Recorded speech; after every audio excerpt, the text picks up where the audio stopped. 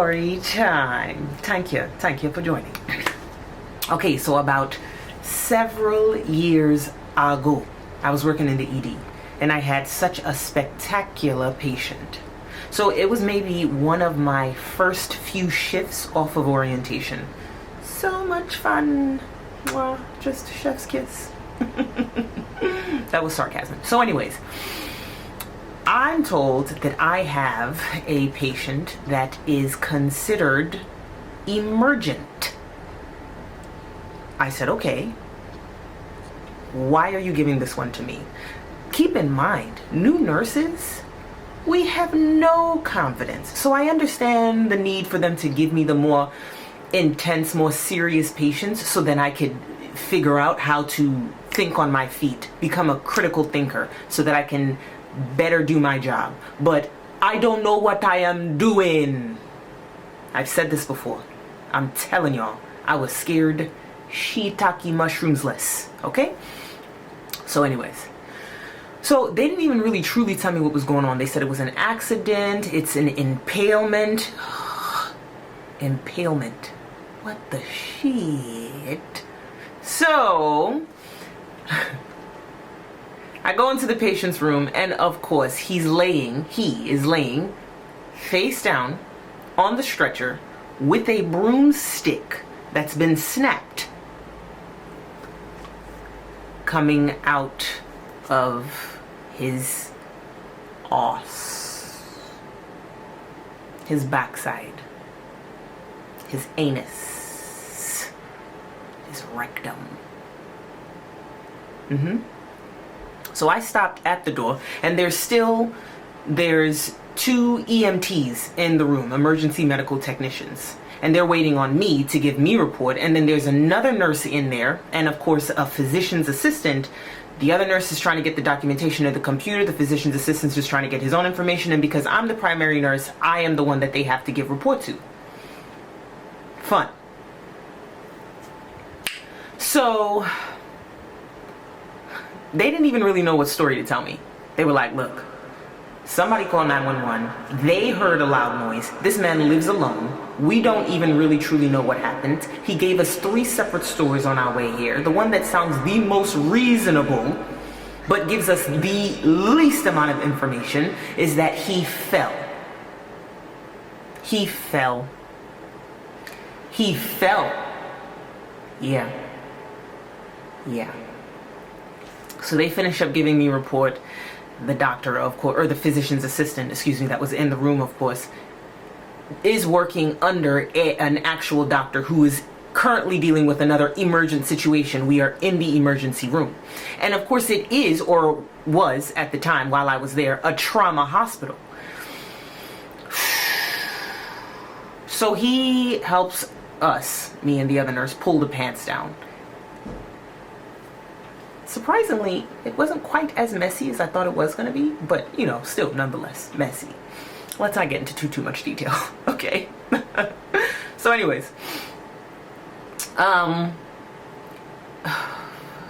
just seeing like all the images are starting to come back to me so distinctly, so specifically, precisely, just every little bit of detail is just popping up in my head right now. Anyways, so the physician's assistant now begins to ask him questions that I'm trying to ask him.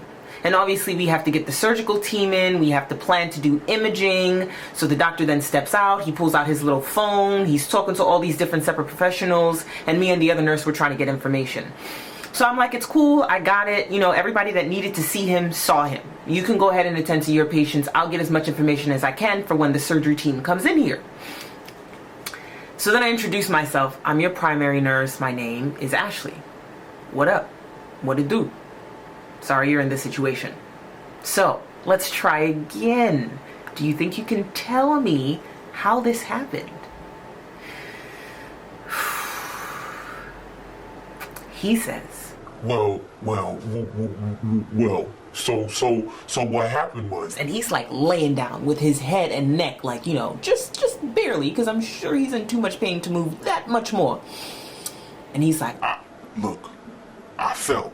And the way I fell, it wasn't even my fault. Okay, so that's a good start, right? But I am gonna need a little bit more information than that. Yeah.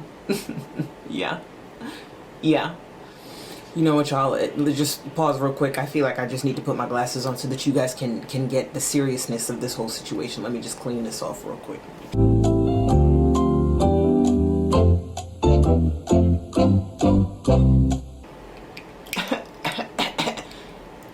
Okay, back to the matter at hand. So, I was like, my guy, I'm gonna need a little bit more information than that. I'm gonna need you to just go into a little bit more detail, okay? Just tell me a little bit more. So he said, Okay, so it was me and my friend, right? mind you, the 2 EMTs just said he lived alone. When they went to go pick him up, he was alone. But now there was a friend involved. I was like, okay, you and a friend. He was like, And my friend and I, we were playing, right? We were just, messing around, right? We were just playing, right? there wasn't even any hand movements. My guy couldn't even move. It's just me being extra. He could not move. It was literally just his neck and his head sitting up so that he could see me. Okay? So he says, Yeah, so we were just playing around, right? And my friend had came up with this idea that I didn't think was a good idea. okay, yet here we are. I was like, all right, okay, continue. And he was like, Right, so then my friend had started chasing me with the broom, right? it already sounds like a chunk of this story that's very questionable has gone missing. Your friend went from offering you an idea that you thought was a bad idea to chasing you with the broom. Bruh. So, my friend, right? This is what he's saying. He started chasing me with the broom, and I'm like, yo, this ain't a good idea. This ain't a good idea. I'm like, And he was like, And then I fell, and I fell onto the broom because of the way he was chasing me.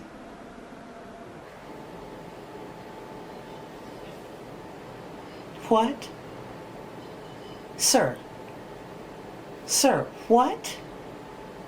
You got to do a little bit better than that, my guy. You got to go back to the drawing board, my guy. Fast forward. Y'all just need to understand, every variation of the story that this man told me held next to no sense. Of course, now, we have to assume that there's some sort of intoxication involved. How are we going to get pee from him? We can't flip him over. We can't move this guy. So we do our best to get blood from him in the position in which he is in. There are so many things that you cannot test for. So many new drugs that we are or at the time we were incapable of testing for. But there was a massive amount of Tylenol in this man's system. Massive amount. Massive amount. I feel like once the surgery team came in there and took over, I felt like there was very little. They asked me as many questions as they could, and I'm like, y'all, you're going to get as much information from me as you are going to get from him. Okay, we got blood, we sent it to the lab. I don't know. So fast forward, he does end up having to have surgery. They did have to do an x-ray, obviously, so that they can see what else is impaled inside of him. His intestine. The broom went straight through. Right through. Right through. And a lot of times with these injuries, obviously you can't move the object that has caused the impalement, the severance of whatever internal organ has been severed, because it's preventing an excessive amount of bleeding. Therefore, the only option is surgery. It's just moments like this where you begin to think, bruh, how did this happen? Like, you become more and more curious. I'm gonna just let y'all know right now, we never ended up finding out. He survived, but of course he ended up having to get a colostomy bag because they had to figure out what to do with the rest of the intestine that just wasn't working anymore. I just don't know. I just don't know. I was hoping that maybe a family member would amble on in there, be concerned about his well-being, not having heard from him for some time, and then tell us, look, he hasn't been right for some years, okay? He hasn't been alright for X amount of time, or he's been doing this for X amount of time. No. No. So, of course, I don't get to see him after surgery, right? But I'm well aware of what the plan was, because obviously I'm the primary nurse. The surgery team is in there and everybody's discussing it. And so, obviously, everyone was pretty concerned about his mental, I guess, ability to comprehend that things are never going to be the same for him anymore.